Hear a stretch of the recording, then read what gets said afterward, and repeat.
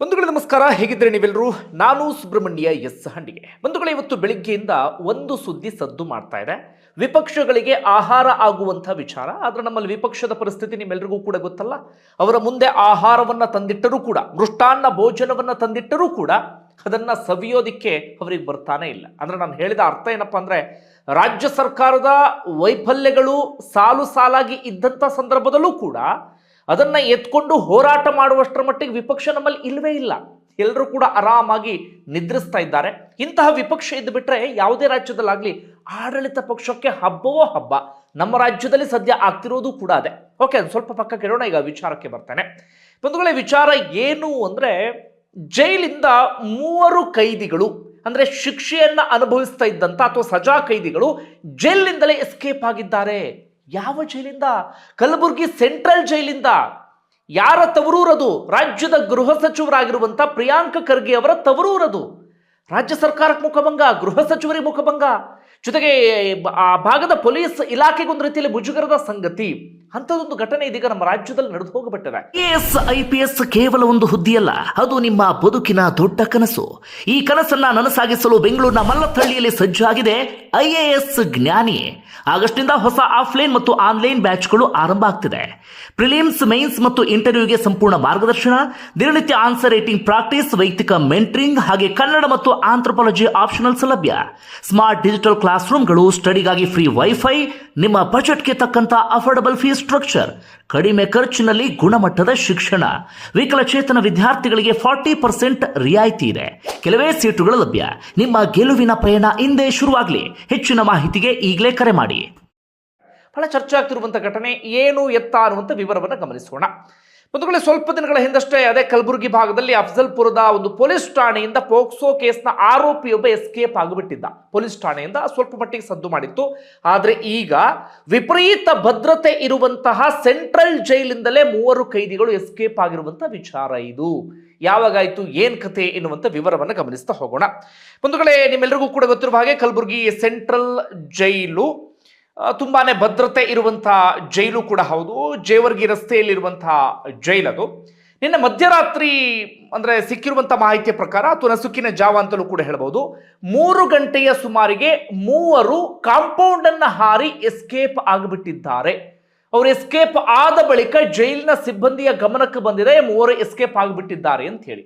ಅವ್ರು ಯಾರು ಅಂದರೆ, ಅವರೆಲ್ಲರೂ ಕೂಡ ಬೀದರ್ ಜಿಲ್ಲೆಯ ವ್ಯಾಪ್ತಿಯವರು. ಒಬ್ಬನ ಹೆಸರು ಮಸ್ತಾನ್ ಅಂತ ಹೇಳಿ, ಬಸವ ಕಲ್ಯಾಣ ತಾಲೂಕು, ಬೀದರ್ ಜಿಲ್ಲೆ, ಇಸ್ಲಾಂಪುರ. ಮತ್ತೊಬ್ಬನ ಹೆಸರು ಸಂತೋಷ್ ಬಸಪ್ಪ ಅಂತ, ಸಂತಾಪುರ ಗ್ರಾಮ, ಔರತ್ ತಾಲೂಕು, ಬೀದರ್ ಜಿಲ್ಲೆ. ಸಾಗರ್ ಭೀಮರಾಯ್ ಅಂತ ಹೇಳಿ, ಬಕ್ಕಚೌಡಿ ಗ್ರಾಮ, ಬೀದರ್ ತಾಲೂಕು. ಇವರೆಲ್ಲರೂ ಕೂಡ ಈ ವಿಚಾರಣಾಧೀನ ಕೈದಿಗಳಲ್ಲ, ಅದು ಅಂದ್ರೆ ಟ್ರಯಲ್ ನಲ್ಲಿ ಇದ್ದಂತಹ ಕೈದಿಗಳಲ್ಲ. ಇವರೆಲ್ಲರೂ ಕೂಡ ಶಿಕ್ಷೆಯನ್ನ ಅನುಭವಿಸ್ತಾ ಇದ್ದಂತಹ ಕೈದಿಗಳು. ಅದು ಇಲ್ಲಿ ಗಮನಿಸಬೇಕಾಗಿರುವಂತಹ ವಿಚಾರ ಇದು. ಅದು ಕೂಡ ಕೊಲೆ ಕೇಸ್ನಲ್ಲಿ ತುಂಬಾ ಗಂಭೀರವಾದಂತಹ ಅಪರಾಧ ಇವರು ಎಸಗಿದ್ರು, ಅಥವಾ ಗಂಭೀರವಾದಂತಹ ಪ್ರಕರಣ ಇವ್ರ ಮೇಲೆ ಇದ್ದಿದ್ದು.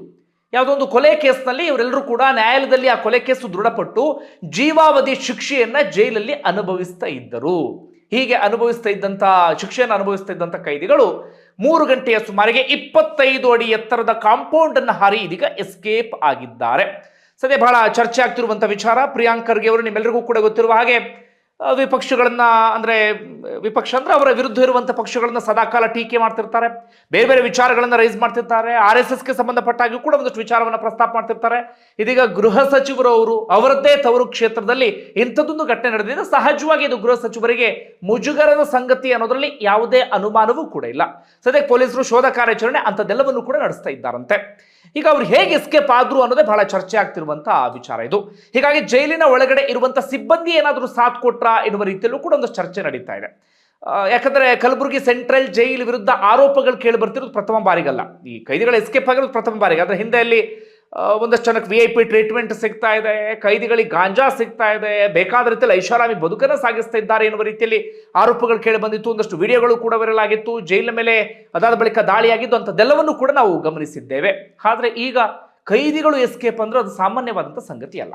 ಬಂಧುಗಳೇ, ಕಲಬುರಗಿ ಸೆಂಟ್ರಲ್ ಜೈಲ್ ಅಂತ ಬಂದಾಗ ಅಲ್ಲಿ ಹೆಚ್ಚು ಕಡಿಮೆ 629 ಕೈದಿಗಳು ಇರುವಂತಹ ಸಾಮರ್ಥ್ಯ ಇರುವಂತಹ ಜೈಲ್ ಅದು. ಸದ್ಯಕ್ಕೆ 630 ಕೈದಿಗಳು ಇದ್ದಾರಂತೆ. ಸಾಮರ್ಥ್ಯಕ್ಕೆ ತಕ್ಕ ಹಾಗೆ ಅಲ್ಲಿ ಕೈದಿಗಳು ಇದ್ದಾರೆ.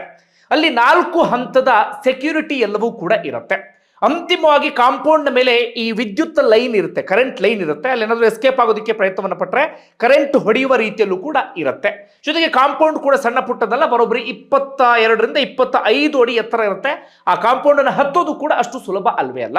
ಇನ್ನು ಕೈದಿಗಳ ವಿಚಾರದಲ್ಲಿ ಏನಾಗುತ್ತೆ ಅಂದ್ರೆ, ಅವರನ್ನ ಸಂಜೆ 6 ಗಂಟೆಯ ಬಳಿಕ ಬೆಳಿಗ್ಗೆ 6 ಗಂಟೆಯ ಒಳಗಡೆ ಬ್ಯಾರಕ್ ಒಳಗಡೆ ಇರಿಸಲಾಗುತ್ತೆ. ಅವರನ್ನ ಹೊರಗಡೆ ಬಿಡಲಾಗುವುದಿಲ್ಲ.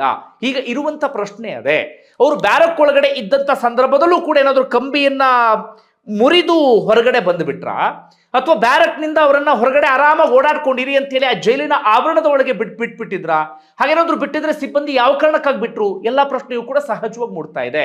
ಇನ್ನೊಂದು, ಕೈದಿಗಳು ಎಸ್ಕೇಪ್ ಆಗಿದ್ದಾರೆ ಅಂದ್ರೆ ಅದು ದಿಢೀರ್ ಪ್ಲಾನ್ ಅಂತೂ ಆಗಿರೋದಕ್ಕೆ ಸಾಧ್ಯವೇ ಇಲ್ಲ. ಅದು ಕೂಡ ಹೈ ಸೆಕ್ಯೂರಿಟಿ ಇರುವಂತ ಕಲಬುರ್ಗಿ ಸೆಂಟ್ರಲ್ ಜೈಲಿಂದ ದಿಢೀರ್ ಎಸ್ಕೇಪ್ ಆಗೋದಕ್ಕೆ ಸಾಧ್ಯವೇ ಇಲ್ಲ. ಬ್ಯಾರಕ್ ಒಳಗಡೆ ಅವ್ರು ಇರ್ತಾ ಇದ್ರು ಅಂತಂದ್ರೆ ಆ ಕಂಬಿಯನ್ನ ಮುರಿಯೋದಿಕ್ಕೆ ಸಾಕಷ್ಟು ದಿನಗಳಿಂದ ಪ್ಲಾನ್ ಅನ್ನ ಮಾಡ್ಕೊಂಡಿರ್ತಾರೆ, ಅದನ್ನು ಕುಯ್ಯೋದಿಕ್ಕೆ. ಅದಾದ ಬಳಿಕ ಕಾಂಪೌಂಡ್ ಅನ್ನ ಹತ್ತೋದಿಕ್ಕೂ ಕೂಡ ಸಾಕಷ್ಟು ದಿನಗಳಿಂದ ಪ್ಲಾನ್ ಮಾಡ್ಕೊಂಡಿರ್ತಾರೆ. ಜೊತೆಗೆ ಅಲ್ಲಿ ಆ ವಿದ್ಯುತ್ ಲೈನ್ ಇದೆಯಲ್ಲ, ಅದೇನೋ ಹಾಳಾಗಿತ್ತು ಎನ್ನುವಂತ ಮಾಹಿತಿಯೂ ಕೂಡ ಸಿಗ್ತಾ ಇದೆ. ಅದು ಹಾಳಾಗಿತ್ತು ಎನ್ನುವಂತ ಇನ್ಫಾರ್ಮೇಶನ್ ಕೂಡ ಅವರ ಬಳಿ ಇರುತ್ತೆ. ಎಲ್ಲಿ ಸಿಸಿ ಕ್ಯಾಮ್ರಾ ಇರೋದಿಲ್ಲ ಎನ್ನುವಂತ ಮಾಹಿತಿಯೂ ಕೂಡ ಅವರ ಬಳಿ ಇರುತ್ತೆ. ಎಲ್ಲಿ ಪ್ಯಾಟ್ರೋಲಿಂಗ್ ಇರೋದಿಲ್ಲ ಎನ್ನುವಂತ ಮಾಹಿತಿಯೂ ಕೂಡ ಅವರ ಬಳಿ ಇರುತ್ತೆ. ಅವರ ಬಳಿ ಎಲ್ಲ ಮಾಹಿತಿ ಇರುತ್ತೆ ಅಂದ್ರೆ ಜೈಲಿನ ಸಿಬ್ಬಂದಿಯೇ ಹಣದ ಆಸೆಗೋಸ್ಕರ ಅವರಿಗೆ ಸಾಥ್ ಕೊಟ್ಟಿರುವಂತ ಎಲ್ಲಾ ಸಾಧ್ಯತೆಯೂ ಕೂಡ ಇದೆ. ಸಾಧಾರಣವಾಗಿ ಇಂಥದ್ದೆಲ್ಲವನ್ನು ಕೂಡ ನಾವು ಸಿನಿಮಾದಲ್ಲಿ ನೋಡ್ತಾ ಇದ್ವಿ. ಈ ಕೈದಿಗಳು ಸಾಧಾರಣವಾದಂಥ ಸಾಹಸವನ್ನು ಮಾಡಿಲ್ಲ, ಭಯಂಕರವಾದಂಥ ಸಾಹಸವನ್ನೇ ಮಾಡಿಬಿಟ್ಟಿದ್ದಾರೆ. ಅಂದರೆ ಅಲ್ಲಿ ಯಾರೋ ಅವರಿಗೆ ಒಂದಷ್ಟು ಜನ ಸಹಾಯವನ್ನು ಮಾಡಿರುವಂಥ ಸಾಧ್ಯತೆ ಇದೆ. ಇನ್ನು ಎಸ್ಕೇಪ್ ಆದ ಬಳಿಕ ಹೊರಗಡೆಯಿಂದ ಒಂದು ವೆಹಿಕಲ್ ಬಂದಿರುವಂಥ ಸಾಧ್ಯತೆ ಇದೆ. ವೆಹಿಕಲ್ ಬರಬೇಕು ಅಂದರೆ ಫೋನ್ ಮೂಲಕವೇ ಯಾರನ್ನೋ ಸಂಪರ್ಕಿಸಿರಬೇಕು. ಅವರಿಗೆ ಅಲ್ಲಿ ಫೋನಿನ ವ್ಯವಸ್ಥೆ ಆಗಿರುವಂಥ ಸಾಧ್ಯತೆಯೂ ಕೂಡ ಇದೆ. ಒಟ್ಟಾರೆಯಾಗಿ ಇಷ್ಟೆಲ್ಲ 4 ಹಂತದ ಭದ್ರತೆ ಇರುವಂಥ ಜೈಲಿನ ಕಾಂಪೌಂಡ್ ಅನ್ನು ಹತ್ತಿ ಯಾವುದೋ ಹಗ್ಗವನ್ನ, ಬಿಳಿ ಸೀರೆ ರೀತಿಯಾದಂಥ ಹಗ್ಗವನ್ನ ಅದೇನೋ ಮೇಲ್ಗಡೆ ಕಟ್ಕೊಂಡು ಅದನ್ನ ಮೇಲೆ ಹತ್ತಿ 3 ಜನ, ಅದು ಒಬ್ರಲ್ಲ 3 ಜನ ಎಸ್ಕೇಪ್ ಆಗಿಬಿಟ್ಟಿದ್ದಾರಂತೆ. ಇಷ್ಟೆಲ್ಲ ಆಗ್ತಾ ಇದ್ರು ಕೂಡ ಸಿಬ್ಬಂದಿ ಗಮನಕ್ಕೆ ಬಂದಿಲ್ವಂತೆ, ಯಾರು ಕೂಡ ಎಚ್ಚೆತ್ಕೊಂಡಿಲ್ವಂತೆ. ಅಂದ್ರೆ ಎಲ್ಲರೂ ಗಾಢ ನಿದ್ರೆಗೆ ಹೋಗಿಬಿಟ್ಟಿದ್ರೆ ಏನು ಕತೆ? ಇಲ್ಲಿ ಬರ್ತಿರುವಂಥ ಪ್ರಶ್ನೆ ಏನು ಗೊತ್ತಾ, ಜೈಲಿನ ಒಳಗಡೆ ಇರುವಂಥ ಕೈದಿಗಳನ್ನೇ ನೋಡ್ಕೊಳ್ಳೋದಕ್ಕೆ ಸಾಧ್ಯ ಆಗಿಲ್ಲ ಅಂದಂಥ ಸಂದರ್ಭದಲ್ಲಿ ಹೊರಗಡೆ ಇನ್ನು ಹೇಗೆ ಕಾನೂನು ಸುವ್ಯವಸ್ಥೆ ಅಂತ ಬಂದ ಸಂದರ್ಭದಲ್ಲಿ ಯಾಕೆ ನಮ್ಮಲ್ಲಿ ಪದೇ ಪದೇ ಈ ನಡಿಬಾರದಂಥ ಕೃತ್ಯಗಳು ನಡೀತಿದ್ದಾವೆ ಅಂದರೆ ಇದೇ ಕಾರಣಕ್ಕೋಸ್ಕರ ನಮ್ಮಲ್ಲಿ ಕಠಿಣ ಶಿಕ್ಷೆ, ಕಠಿಣ ಕ್ರಮ ಅವೆಲ್ಲವೂ ಕೂಡ ಪದಗಳಿಗೆ ಮಾತ್ರ ಸೀಮಿತ. ಯಾವ ಕಠಿಣ ಶಿಕ್ಷೆಯೂ ಇಲ್ಲ, ಯಾವ ಕಠಿಣ ಕ್ರಮವೂ ಇಲ್ಲ. ಪಾಪ ಒಮ್ಮೆ ಅಮಾಯಕರು ಅನುಭವಿಸ್ತಾ ಬಿಟ್ರೆ ಇಂಥ ದುರುಳರಿಗೆ ಏನೂ ಕೂಡ ಆಗೋದಿಲ್ಲ. ನೋಡಿ, ಕೊಲೆ ಕೇಸ್ನಲ್ಲಿ ಸಜಾ ಕೈದಿಗಳು ಇವರೆಲ್ಲರೂ ಕೂಡ ಆರಾಮಾಗಿ ಎಸ್ಕೇಪ್ ಆಗಿಬಿಟ್ಟಿದ್ದಾರೆ. ಹಿಂಗಾದ್ರೆ ಏನು ಕತೆ? ಹೀಗಾದಂಥ ಸಂದರ್ಭದಲ್ಲಿ ಕ್ರೈಮ್ಗಳ ಸಂಖ್ಯೆ ಜಾಸ್ತಿ ಆಗೋದಕ್ಕೆ ಶುರು ಆಗ್ಬಿಡುತ್ತೆ.